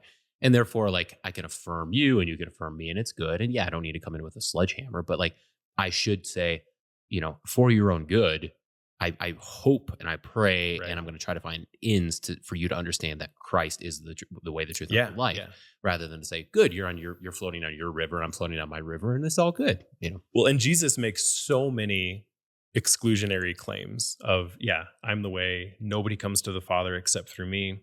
And you have to do a lot of mental gymnastics to be like, well, Christ ascended to the right hand of God, so where is Christ not present? Obviously, Christ is present everywhere because the right hand of God is sovereign over the universe. Therefore, there is Christ in everything. And people love to say this stuff, right? There's a lot of truth in Islam. It's like, what is the truth in Islam? Well, things like, whatever, no usury, don't murder, don't commit adultery, things like that. It's like, all right, I can show you those things in the Bible. Like, you don't need Islam for that stuff. Mm-hmm. And I mean, and this is again Muslim doctrine that they worship the same God as the Christians. Like every Muslim will tell you I have the same God, and then the Christian says, "My God is Jesus," and the Muslim says, "Jesus is not God." And then you say, "We don't have the same God," and they're like, "Yes, we do," because the Quran says we have the same God. And so every non-Christian religion has a strain of that universalism where, in the end, who knows, right? Is faith in Christ really that important? Whereas Lutheranism really does stand alone. And we're like, no, that's the only thing that matters. That's why Lutherans, we don't really wrestle with deathbed conversions. Like, yeah, that's a real conversion. But if you have a system of salvation by works, you got to wonder, is a deathbed conversion legitimate? Or if, but again, if you're not a Christian, if you have a deathbed conversion to Islam or I don't know, deathbed conversion to Buddhism, if that's a thing, that doesn't offend the Muslim or the Buddhist or anything like that, because they're like, yeah, now you are going to the same place no matter. You would be reabsorbed into this oneness, or in Islam, you go to hell or you go to heaven or whatever. And, they use those words, but they're different. So it is so prevalent in today's culture. And I think the big one is, Muslims, Christians, and Jews, well, we all have the same God. And you just have to say, is Jesus your God? Somebody actually, one of our friends said one of the best ways to examine if a hymn is good for worship is, can a Jew sing it? Or can a Muslim sing it? And if the answer is yes, then the way that hymn talks about God is probably way too vague. Yeah. And you need a little bit more Christ there. And so salvation, it's the be all end all of Christianity. And the second you start to accept, well, maybe my Hindu neighbor, he's floating down his river, he's going to get to the same place. No, he's not. Not if he doesn't repent and believe in the gospel. Yeah. Let me ask you this. So when you kind of look at some of the different trends that are going on around, right? And maybe not so much like the whole paganism thing, so we talked about that a little bit earlier, but Do you see like certain ideas, and this kind of connects with Terrence Howard and some of these other ones. Do you see certain ideas that are becoming prevalent that are maybe dangerous, or people that people should watch out for? So where I am, northern Bighorn County, Wyoming is very LDS heavy. So the town I live in, What's LDS? Mormon, Latter-day Saints. Yeah. Um, so and we have Aren't they old one of the fastest growing in the US? they're the fastest growing worldwide, Yeah. like since their inception Hmm. in 18 whatever it was. We also have like old school offshoot. Like I met one of the guys at our interfaith meetings, and he's like, "I'm so and so, and this is my wife, and this is my other wife." I'm like, "All right." Are you number one or number two? Or Yeah, how's it that is, work? and I don't want to just sort of to mock and belittle them, but it is that is a real polygamy is a reality I cannot wrap my mind around. And mainstream LDS, so the Church of Jesus Christ of Latter-day Saints, no longer practices Mormonism, but within the Mormon system, so salvation is always a process, even in the afterlife. There are levels of heaven. You can move around in heaven by way of preaching, ministering to other souls, and hell. It's always the same conversation. Hell is for those really bad people like Hitler. Like Hitler, for some reason, is the one guy, which I don't know. Like that shouldn't be your standard. Yeah. Of like the evil that humans. I'm not Hitler, so I'm doing pretty Yeah, good. I mean, yeah, everybody's doing good. Yeah. Right. And so this idea of if you do good, you'll be saved is super prevalent where I am. And it's fine if you're Lutheran. It's fine if you're Catholic. It's fine if you're Methodist, right? Just do good. And that, again, that's the age old, right? That's what Paul was firing off against with, especially with the Galatians, of this idea of works are not going to earn it. So, maybe it's an old Lutheran hobby horse, but I think that idea of just good people go to heaven, and it's easy to sort of theoretically reject that and say you need to have faith. So our first two homes that we had as a married couple, my wife and I, in Indiana and Connecticut, we had a gay neighbor. In Indiana, he was a single guy. In Connecticut, it was a married couple. And my wife said so many times, she's like, they're so nice. And yeah, like we'd go over for drinks, we'd hang out, we'd talk about whatever, and we'd have an enjoyable time. And it's very difficult to reconcile that with justification by faith alone, because these people are not, I don't want them to go to hell, and I don't want them to go to hell. Right. Right. But if there's no repenting and believing in the gospel, it doesn't matter it does matter what river you're floating down, right? Every river but one, I would say, reaches the sea of hell. And that's where this is kind of the one that's made logical sense for me. And surprise, C.S. Lewis puts it forward in one of his books. I don't know. I think it's probably Mere Christianity, but he talks about how if things stay on their same trajectory, right? So like the decisions you make, if there's not some kind of like cutting off of those bad decisions, if they just go on their own, it will become hell. Yeah. Right. So he uses a grumble as an instance. He says, you might notice in yourself that you kind of grumble. He uses that example because it's not a very potent example, right? It's not like someone that's like, chopping down neighbors or something ridiculous, right? He's just a grumble. It's like, well, if that goes on for 80 years, and you can see this, I know 80-year-olds who are grumblers, and they're really like, it's way worse because they've been doing it for 80 years. And he says, well, Christianity says that we are not going to only be 80 years. We're immortal, right? Like in one way or the other, we go on living. Well, if that grumble goes on for 600 years or 6,000 years, at some point it becomes hell.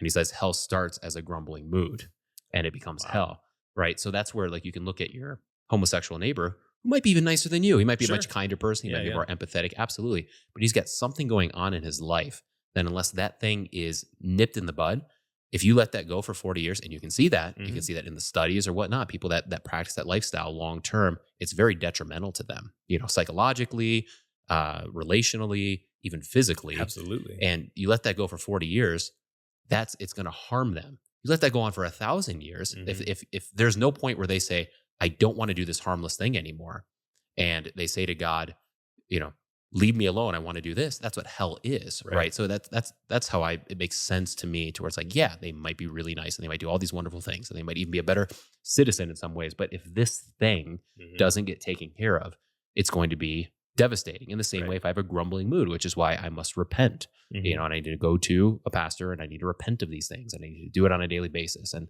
that's where the Christian and the way the Lutherans focus on that as repentance as this daily activity is it's really the formula. It's Yeah. the formula. Right. Those things have to be nipped in the bud. Mhm. And we can't do it on our own, which is why we hand it over to Christ and say, please forgive me. And now please help me. Right. I mean, and you have kids, you teach in a school. I mean, I'm sure you can even see I can see a difference between, trying to get a 3-year-old to say, I forgive you is a lot easier than getting a 10-year-old to say, I forgive you, Mm. which is a lot easier than getting a 16-year-old girl to say, I forgive you for stealing my boyfriend or whatever, Mhm. which is a million times easier than getting a 40-year-old to say, I forgive you for that bad business deal, 30 years ago or whatever it was. Yeah. That's where I love the we can maybe we spend a little bit of time on this and then probably wrap up because we're probably getting close to 2 in the morning. Goodness gracious. We have, by the way, have another interview at 9 in the morning. Yeah. Good luck. um, but maybe tying in since you're the Jew guy, Yeah. Yeah. right? Which in case this gets put as a clip or something, this is because Yeah, you don't clip teach that, on Ben. what Judaism is, or the Jewish religion is, right? Is that the proper terminology? The Sure. Jewish religion. Um, like in the Old Testament, I was watching this thing on, an eye for an eye, a tooth for a tooth, Yeah. right? It's one of the laws, kind of the micro laws. I don't know if that's the right word, but you have the 10 Commandments and then you have all these kind of Yeah, other laws that are given. And the teaching of that is just really beautiful, Mhm. actually, because it basically says if you poke my eye out, and by the way, there's never any recording where someone has actually had an eye Yeah, taken yeah, out yeah, because they do exactly. this, Yes. right? But this is the max, Mhm. right? So if you poke my eye out, I don't get to come and like kill your wife or like Right. take revenge on you. And that's where that's how we don't operate on that. If we Mhm. did, our communities would look beautiful. Yeah. Because what normally happens is you slight me, like you said, kind of the bad business deal. And then I come back with a vengeance twofold, Mhm. and then you come back with a vengeance fourfold. And you've gotten other people involved, and then I get other people involved, and now you have tribal wars, and everything explodes to where, yeah. Yeah.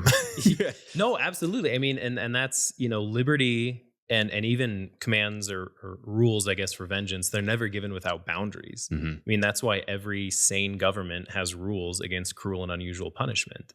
That's why we don't chop off the hands of thieves anymore, because we've said this is cruel and unusual. That's why, and the death penalty is, um, I guess I'll say in theory, is not cruel and unusual. Uh, I get weirded out by lethal injection. Mhm. I think that can be cruel if you're just like waiting for it. I say bring back the firing squads. Like you're done. Nobody knows who had the blank or who actually shot it. That's not cruel and unusual. Um, and then you think about like the way that Jesus, when he talks about murder, he actually goes in descending order where he's like, if you curse your brother, um, I might get these in the wrong order. If you curse your brother, right? I'm paraphrasing Christ. You'll be cursed. If you say raka, right? If you speak an ill word to him, you will be handed over to the judge or something like. Again, I'm paraphrasing. But if you say you fool, you will be liable to the hell of fire, right? We would Mm. do the exact opposite and be like, no, cursing somebody is worse than saying you fool, right? But Christ is saying that, again, that there's never vengeance. First of all, vengeance is the Lord's, often carried out through earthly governments. Mhm. But that idea, yeah, your example is beautiful, right? The eye for an eye, tooth for a tooth. There's rules for it Mhm. that you don't just get to come unhinged and fly off the handle and say, well, I earned it. I was just teaching on Noah earlier today, twice. And I love the line. So the way I teach it, right? It's silly, but God gives Adam and Eve every seed bearing plant for food, Hmm. and then Noah comes out of the ark, and God says, "Hey, have you ever had a medium rare steak?" Right? It's awesome, right? But even then, God doesn't say you can eat meat. He says, "I give you every animal which has the breath of life. You shall not eat something that still has its life in it. You will not eat. There's still no Which animal is the blood, right? abuse. Yeah, yeah. There's still no animal abuse within that idea, right? There's still rules. If we go out for a hike in the morning and find a deer, we don't get a spear tackle and eat it, right? Mhm. We have to kill it humanely, skin it, drain it, cook it up, right? All the things you do. Well, that's like the whole. Sorry if I cut you off, but like that's like the whole.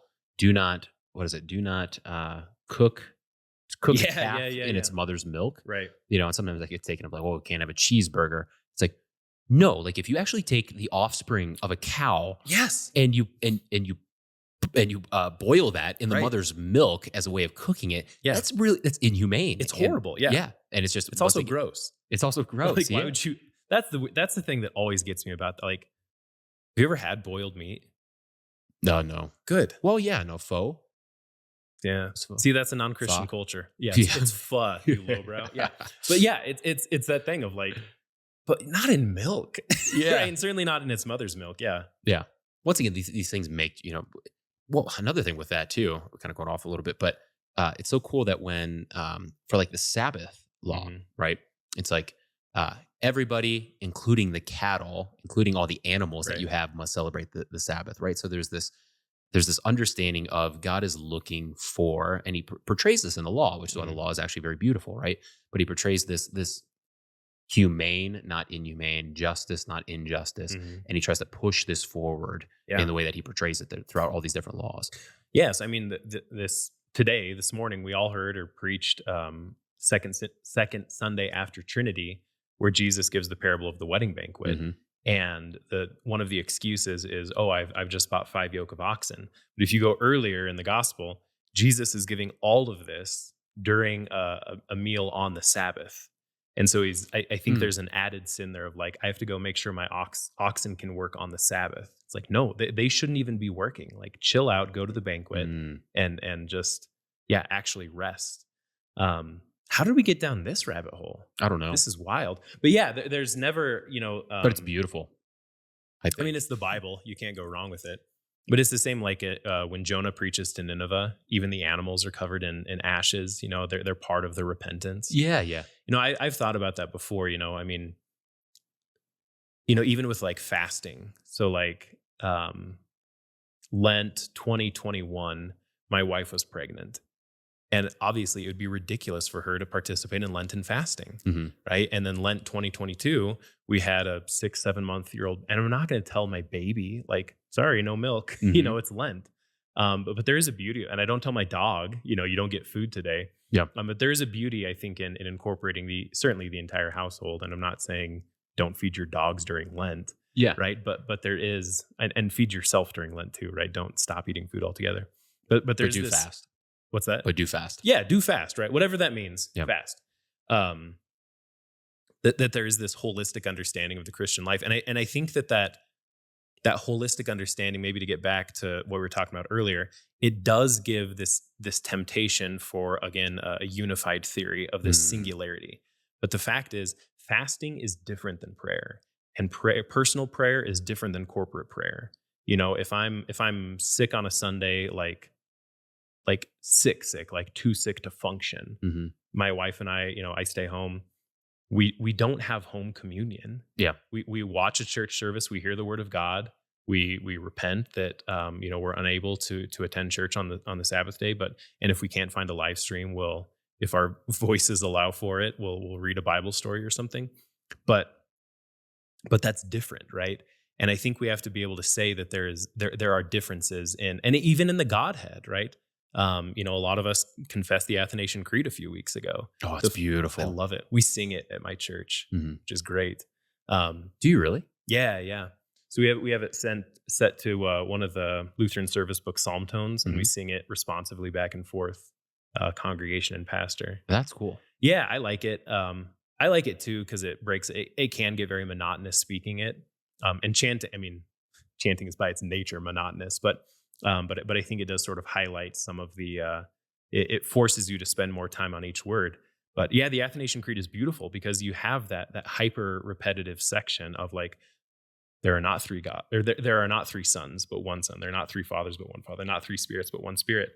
Which means they're not interchangeable. Which, like you said, that's an ancient Trinitarian heresy. Mhm.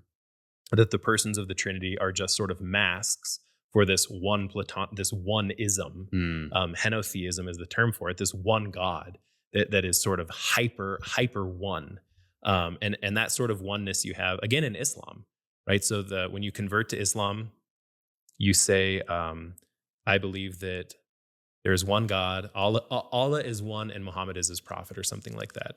And when they say one, they mean one Like even this table, right? We can say the table is one. We're like, well, there's tiles, there's wood. I can see that there are different pieces of wood. And they would say that is not God, right? God is one, this absolute oneness. And you have that in modern Judaism, post-Christian Judaism, but Christianity never has that idea of the oneness. And you find the diverse.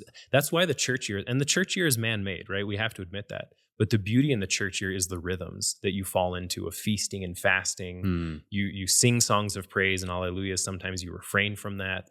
And that's proof. And you can say, we can call everything the divine service, right? But the divine service on Maundy Thursday is very different than the divine service on Easter. And that's beautiful. The diversity there is good. So there's never even in the liturgy, and my congregation only uses the common service of 1888 or divine service setting 3 in the most recent Lutheran hymn book in our synod. And even there's beautiful diversity. There's never a reducible thing, right? There's never this one basic atom of Christianity. Fasting is different than feasting, and that's beautiful, right? The Virgin Mary is different than, Sarah, right? And there's similarities, to be sure. You use the term rhyming, and I think that's beautiful. Is that Lewis too? Rhyming? Yeah, that sounds like Lewis. It's also George Lucas. Yeah. When he was writing Star Wars, he's like, yeah, these scenes rhyme with themselves. But there's the beauty of, one of the beauties of Christianity is the diversity of it. And just a little bit more about the liturgy. One of the worst things the Pope of Rome did. He did a lot of bad things, but one of the worst things was in, I think, like the 700s, where he's like, everybody uses the Latin rite, and so the Gallicans in France, the Mozarabic rite in Spain, the Sarum rite in France and England, they all went away because you have to use this one liturgy, and because of that, you lost a lot of the. Don't clip this either, right? You lost a lot of the ethnic diversity in Christianity, right? Because you lost that freedom. But freedom always has boundaries. Yeah. And I love the irreducibility of Christianity. I love that my God is not, I can't zoom in on the Trinity so much that I can, when we say that the Father and the Son are of one essence or consubstantial, we're not saying that substance is understandable. We're saying we have to use words, and here are the best words we have to describe the divinity. But we also confess that divinity resides in me when I receive the Lord's Supper, that divinity, that when I eat the bread, when I receive the teaching of Christ, that divinity resides in me. That doesn't mean that I can locate it. It's the same with a soul, right? Where does your body end and your soul begin? No, that's what a human is. That's why death is ugly, because it's a soul and a body being rent asunder. So there's never that unified theory, whatever you want to call it, reducibility, henotheism, Platonic thought, Terrence Howard, Howardism, yeah. You can't. It doesn't exist. But because it doesn't exist, you can always search for it. So in every generation, there are going to be people trying to find that one thing, and Christians are uniquely positioned to say it's not that there's one thing. Yes, God is one. But even within that one God, there is a complexity, right? You have it in Genesis 1:1, right? You have in the beginning, God created the heavens and the earth. God is a plural noun that takes singular verbs. It is grammatical nonsense, and that's awesome. I love it. I love that the mysteries can never be depleted in Christianity. They can be investigated. They can be poked and prodded. We can always read the Bible. We can read other Christian thinkers, but we're never going to perfectly understand the mystery. And that's the point of a mystery. Yeah. And so this very sort of metaphysical, I don't know, the approach that so many people are trying to take, it's trying to remove the mystery and put in a math equation where we're trying to figure it out. Yeah. Two things on that. One is the distinctiveness of Christianity, right? So if you're, most people probably watching this are Christians. If you're a Christian, understand the distinctiveness, right? Because there's this temptation to kind of feel yourself as kind of one with those around you. Right. And you are, in that we were all created in God's image. And that, there's some kind of natural law that presses down on us to some degree.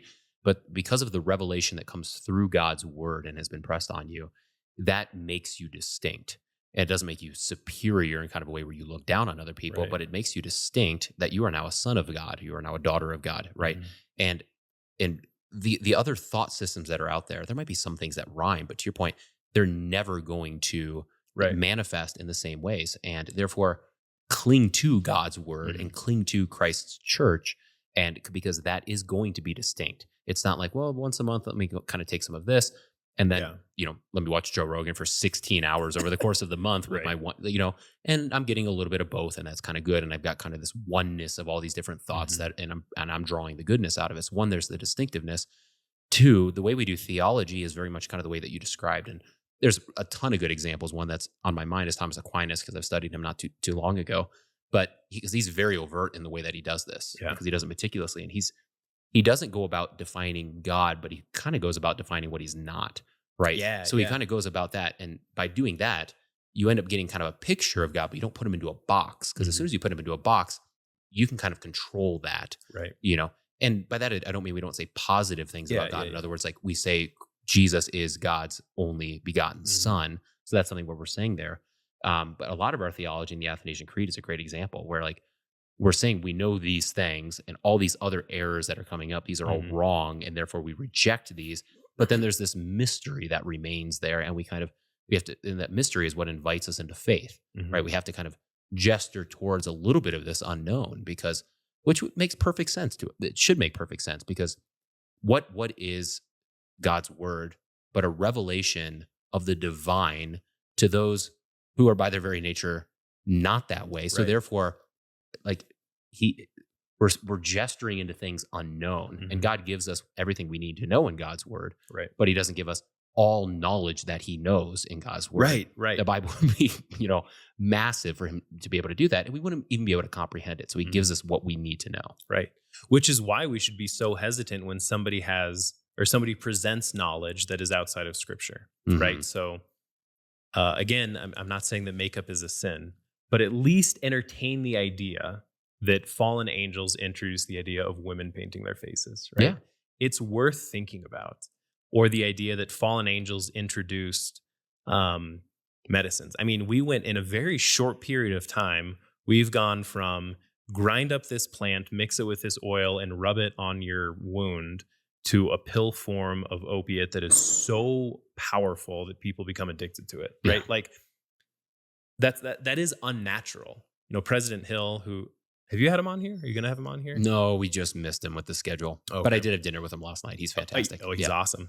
But he uses the example often of even getting in a plane and flying somewhere. That's unnatural, right? Mm. My sister lives in Australia. I can text her. We can have a live conversation. That is unnatural. That we can a world apart or half a world apart, assuming the Earth is a sphere. So we're going to talk about the next 3 hours about flat Earth theory. But I don't even Which know Jacob where I was does not going with believe that. the Earth is flat, for the record. No, I don't. I don't. Anyway, we keep going. Yeah. We're on top of a mountain. Yeah. Like the Earth is not. I don't even know where I was going with that. Oh yeah, but the unnatural aspect of things, we should, especially with technologies, we should always be hesitant of it, right? Yeah. And there's a reason why Ezekiel sees these spinning, flying. I almost said flying saucers, but these spinning, flying wheels. Yeah. And he's freaked out. He should be freaked out. Now I don't know.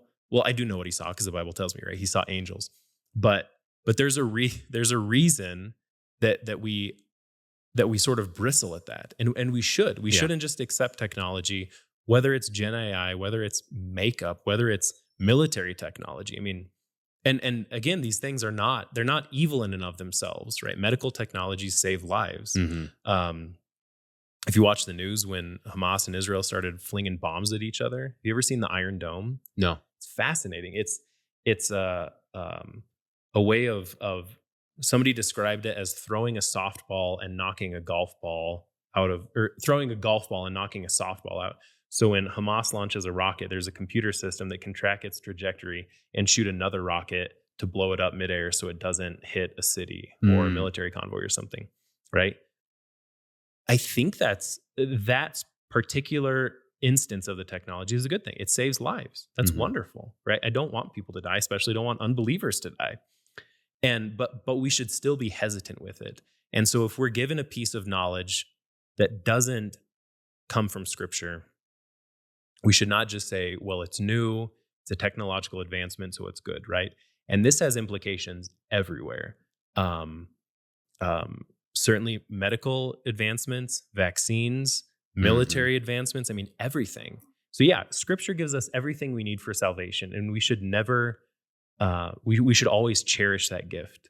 And this is not to say that anything that's not in Scripture, we don't want to go like full Amish or something, but we should at least be thoughtful and hesitant the way that we use these technologies. Yeah. And real quick, I just, because we've touched on it a couple of times, but like the makeup thing, right?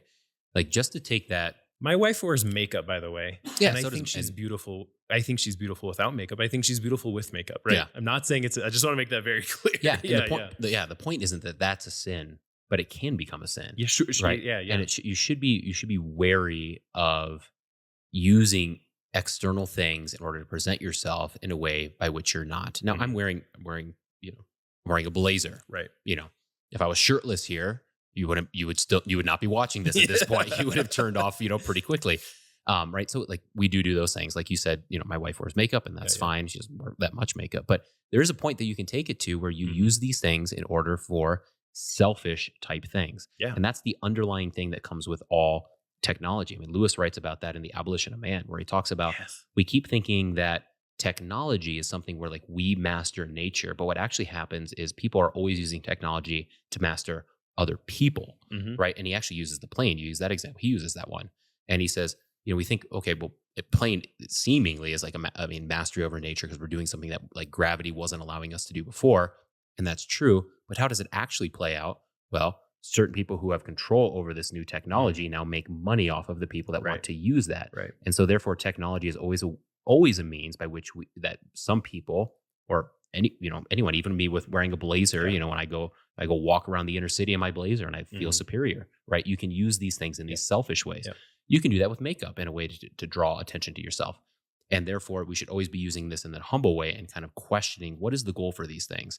Is it so that I can master other people, or is it so that I can cause good? And there's a fine line there. There's a lot of people that are using technology to help for good things. God bless them. That's good. We should explore that, but we should also do it with some sense of caution. Yeah. Dude, you got to get John Hill on here, President Hill. He talks a lot about abolition of men and men without chests all the time. Oh.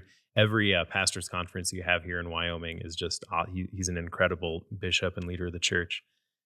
Yeah, absolutely. We have to be cautious of these things. Mm-hmm.